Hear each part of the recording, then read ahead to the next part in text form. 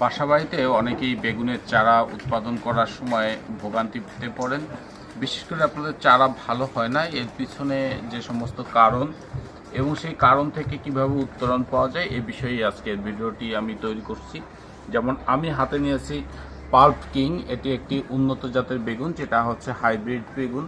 লালতির সিডের এই pulp king বেগুন, এই একই বেগুন বিভিন্ন কোম্পানি বিভিন্ন নামেই বিক্রি করে থাকে, বিভিন্ন নামে। তো আমরা এর চারা উৎপাদন করব। চারা উৎপাদনের পূর্বে আপনাকে কিছু শর্ত মানতে হবে। তার ভিতরে একটি হচ্ছে মাটির গুণাগুণ।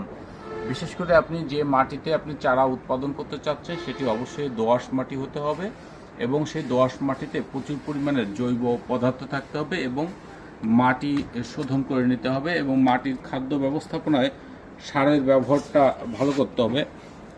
আপনারা দেখছেন যে জৈব পদার্থ সমৃদ্ধ যে মাটি কালো রঙের হয়ে গেছে জৈব, এবং এখানে সার ব্যবহার করা হয়েছে। যে সমস্ত সার ব্যবহার করতে পারেন সেই সমস্ত সারের ভিতরে এখানে আমরা টিএসপি, ইউরিয়া, এমওপি, জিপসাম এগুলো ব্যবহার করে আমরা কয়েকদিন রেখে দিয়েছি। রেখে দেওয়া জায়গায় আজকে আমরা বীজ বপন করব। বীজ বপন করার পূর্ব শর্ত হচ্ছে মাটি ভালো করে ঝুরঝুর করে নিতে হবে। আমরা এখানে মোটামুটিভাবে ঝুরঝুর করে নিয়েছি, বর্ষাকালে যতটুকু সম্ভব ততটুকু। আর এই বীজ বপনের সময় একটি বিষয় খেয়াল রাখতে হবে যে এর উপরে পলিথিন দেওয়ার ব্যবস্থা রাখতে হবে, অথবা যেখানে বৃষ্টি পড়ে না এমন জায়গায় আবার রৌদ্র পড়ে, এই ব্যবস্থার ভিতরে যদি আপনি চারা উৎপাদন করেন তাহলে কিন্তু চারার মান বা গুণগত মান ভালো হবে। আমি এখন এই প্যাকেটের চারা আপনাদের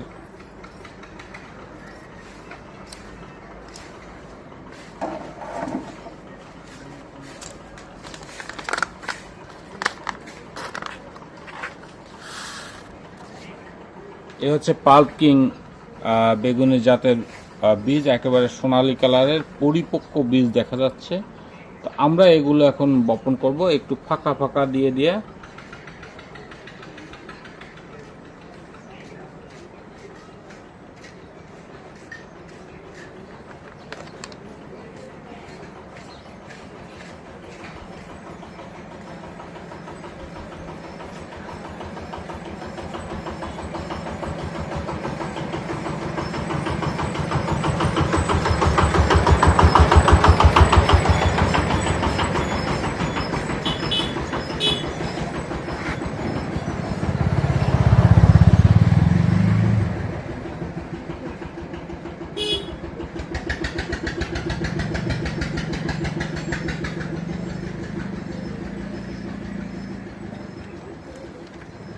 এক জায়গায় অনেক বীজ দেওয়ার চেষ্টা করবেন না, তাহলে কিন্তু বীজের পরিমাণ বেশি হয়ে যাবে। বীজের পরিমাণ যদি বেশি হয়ে যায় সেক্ষেত্রে গাছের যে চারা সেই চারা কিন্তু অনেক দুর্বল হবে।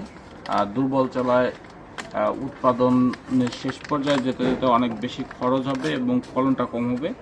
এরপরে চারাটার উপর থেকে আপনারা আস্তে আস্তে মাটি হালকা করে টেনে দিবেন যাতে হালকা ঝুরঝুরে মাটির নিচে যায়, অতিরিক্ত নিচে যেন বা বেগুনের চারা যায় না, এটি খেয়াল রাখতে হবে।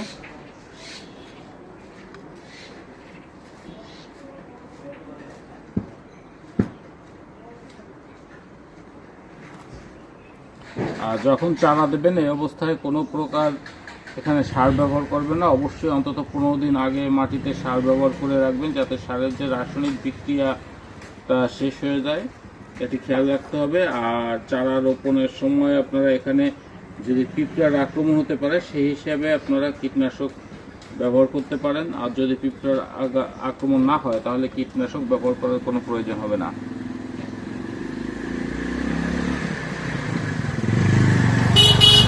অতিরিক্ত ভিজা মাটিতে কেউ চারা দেওয়ার চেষ্টা করবেন না। অতিরিক্ত ভিজা মাটিতে চারা যদি দেন তো সেই ক্ষেত্রে চারা কিন্তু মারা যাবে, তখন কোম্পানির বীজের দুর্নাম হবে।